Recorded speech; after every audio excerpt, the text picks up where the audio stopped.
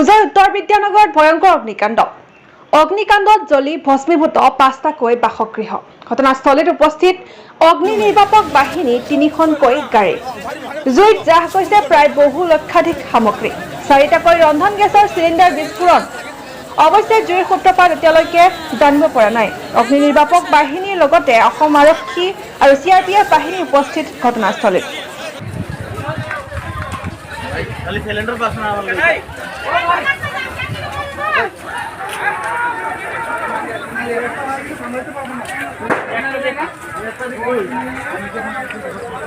Sir কখন কি হয়েছিল ঘটনা?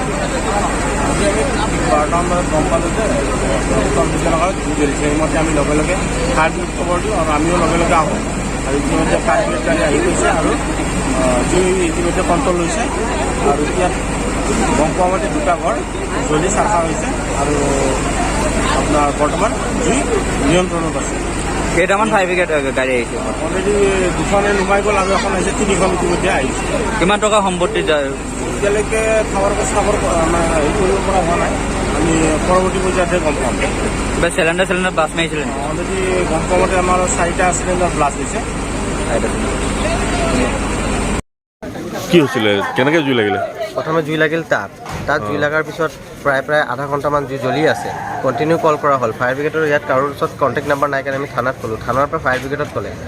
ফায়াৰ ব্ৰিগেড আহোঁতে ইমান দেৰি কৰিছে, তাৰ কাৰণে এই ঘৰটো যদি আজি জ্বলিছে ইয়াত দুখী ফায়াৰ ব্ৰিগেড। প্ৰথমখন গাড়ী আহিছে, গাড়ীত বোলে পানীয়ে নাই, তেওঁলোকৰ পানীৰ নাই, ফ'ৰ্চ আছে, কিবা আছে, আধা আৰু এখন অহাৰ পিছত এইখন গাড়ী পলাব লগা হৈছে। পাব্লিকে গাড়ী জ্বলাই দিলেহেঁতেন, এনেকুৱা অৱস্থা হৈছে। এইটো যদি লেভেল তেওঁলোকে কি কৰিবলৈ কাৰণে ডিউটি কৰে। ফোন কৰি আছোঁ, কণ্টিনিউ কল কৰি আছোঁ, কৈছে গাড়ী ওলাইছে, গাড়ী আহিব মানে টিল নাও এই ঘৰটো একদম চবৰ লাষ্টত জ্বলিছে। টোটেল কেইটা ঘৰ জ্বলিছে? 1টা 2টা 3টা, সেইফালেতো 5টামান ৰুম জ্বলিছে, এই ঘৰ জ্বলিছে, এই ঘৰটো মানে প্ৰায় 6টামান ঘৰ জ্বলি গৈছে।